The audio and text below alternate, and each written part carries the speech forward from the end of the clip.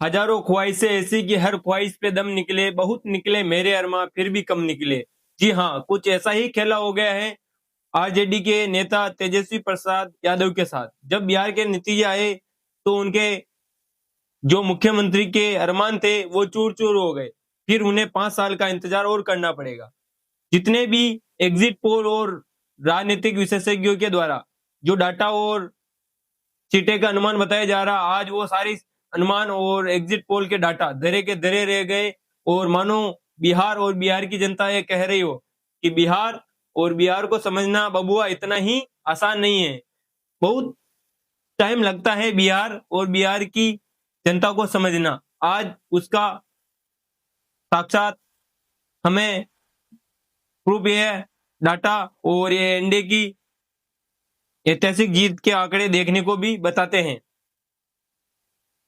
आज जब एनडीए 202 सीटों के साथ 2010 के बाद दूसरी सबसे बड़ी ऐतिहासिक जीत दर्ज कर रही है और बीजेपी लीडिंग पार्टी के रूप में उभर कर निकली है बिहार के अंदर। और बात करें आरजेडी की तो मात्र और मात्र महागठबंधन 35 सीटों पर ही सिमट कर रह गया है। इस हार का तेज प्रताप यादव ने भी कहा है कि आरजेडी के गद्दारों ने ही आरजेडी को खत्म कर दिया है और तेजस्वी से वो तेजस्वी हो गए हैं। तेज प्रताप भी अपनी हार नहीं बचा पाए। वो 51,000 भारी अंतराल से यह चुनाव हार चुके हैं। यह चुनाव बिहार का बहुत ही रोमांचक रहा। जो जो जीत की उम्मीदें थी वो चुनाव हारे और परिणाम अनुमान के विपरीत आया। बात करें जन सुराज की तो प्रशांत किशोर यह जेडीयू को 25 सीटें आने का दावा कर रहे थे। वो कह रहे थे कि जेडीयू अगर 25 सीटें भी ला देगी तो वो अपनी राजनीति छोड़ देंगे, परंतु आज यह दावा उनके ओर विपरीत पड़ गया है। बीजेपी इस बिहार चुनाव में लीडिंग पार्टी के रूप में उभरी है और एनडीए को 202 सीटों का बहुमत हासिल हुआ है। बिहार में एनडीए वाले सब खुश है। वो पंचायत का मीम लगाकर डिंचिक डिंचिक अपना उत्साह बना रहे। क्यों ना बनाए, इतनी ऐतिहासिक और शानदार जीत भी मिली है।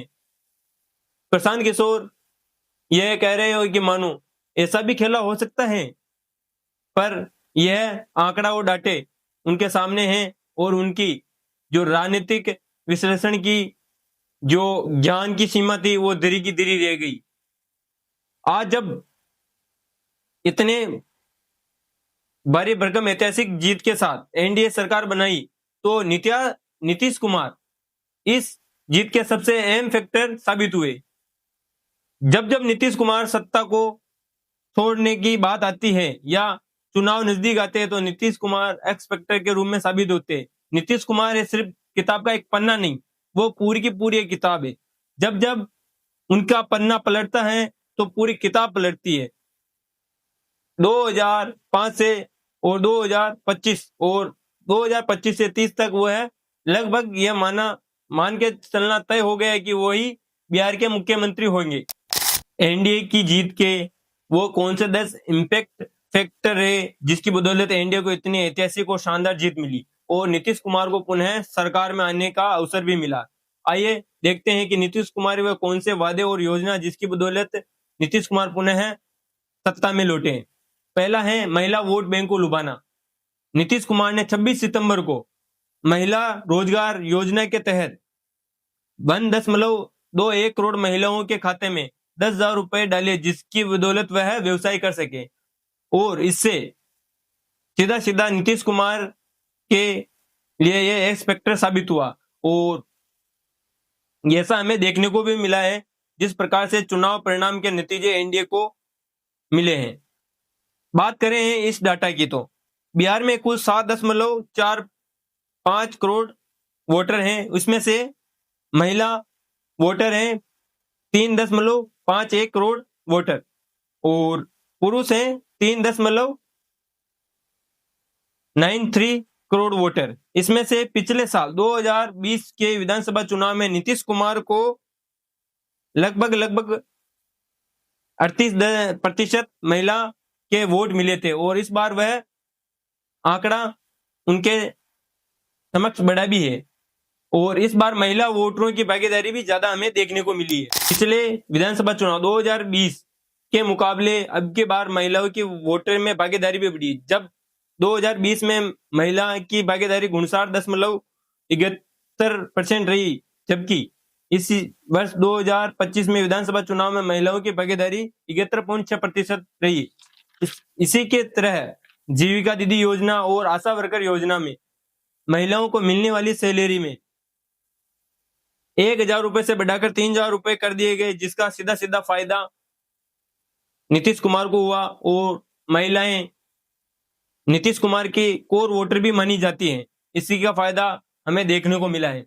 इसी तरह लोअर मिडिल क्लास फैमिली को लुभाने के लिए नीतीश कुमार ने 125 यूनिट बिजली फ्री देने का वादा भी किया और इसका सीधा सीधा फायदा भी हुआ है।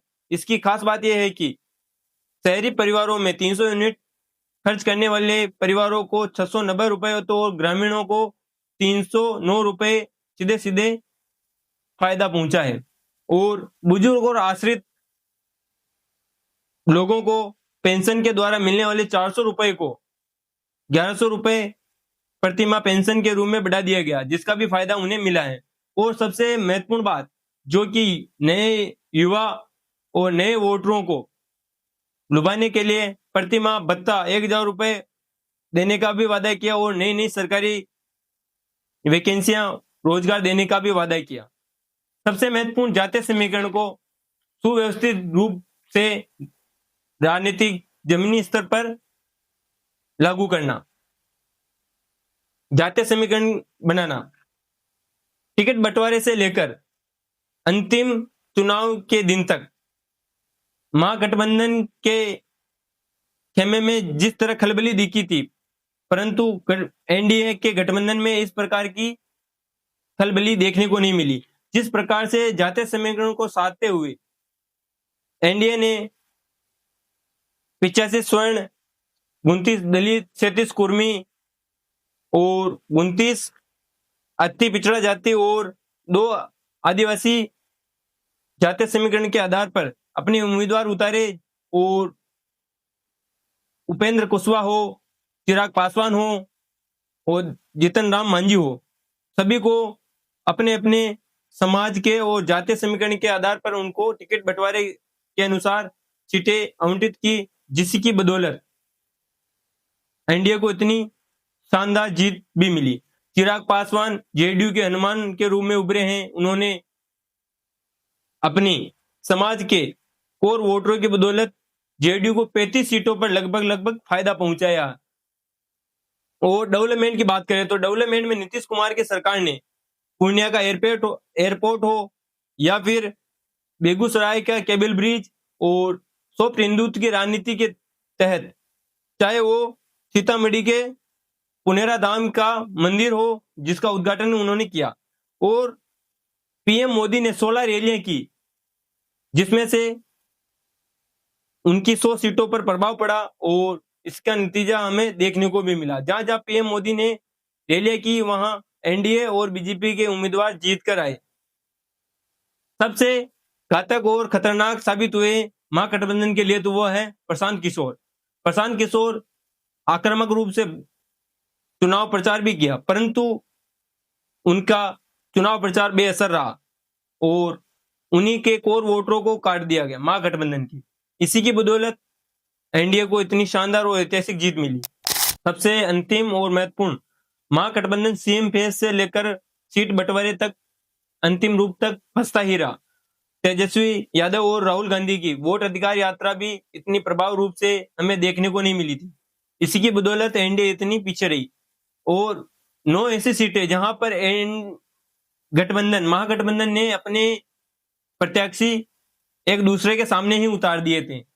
241 सीटों पर लड़ रही महागठबंधन ने 250 सीटों पर अपने कैंडिडेट उतारे।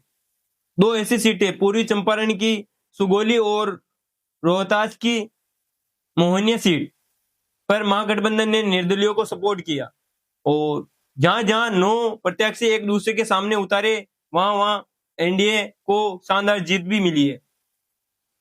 वो एक्स फैक्टर साबित नहीं कर पाए जो नीतीश कुमार और महागठबंधन कह रहा था कि हर घर में सरकारी नौकरी देंगे और 200 यूनिट फ्री बिजली देंगे। उन्होंने भी वो सारे संकल्प पत्र या घोषणा पत्र में वादे किए, परंतु जनता को वो सब मजाक के रूप में लगे, मीम बनने लग गए थे।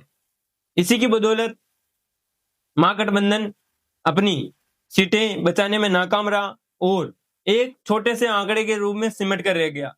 अब देखते हैं कि आगे क्या होता है। क्या बीजेपी बिग ब्रदर के रूम में लीडिंग पार्टी होकर भी क्या पुनः नीतीश कुमार को सीएम का पेश बनाएगी या फिर अपना खुद का सीएम पेश आगे करेगी? हमें तो ऐसा नहीं लगता है, क्योंकि जिस प्रकार से केंद्र में अभी वर्तमान में बीजेपी की स्थिति है, बीजेपी के एक टांग को नीतीश कुमार पकड़े रखे हैं। और आपको क्या लगता है, क्या नीतीश कुमार पुनः सीएम बनेंगे या फिर अमित शाह कोई खेला करके अपना सीएम बनाएंगे? हमको तो ऐसा नहीं लगता है, क्योंकि जब जब बीजेपी लीड में होते हुए भी नीतीश कुमार को अपना सीएम पेश के रूप में बिहार में सदैव से चुना है। फिर भी आपको क्या लगता है, आप कमेंट बॉक्स में आकर जरूर बताइए। जय हिंद, जय भारत, जय बिहार।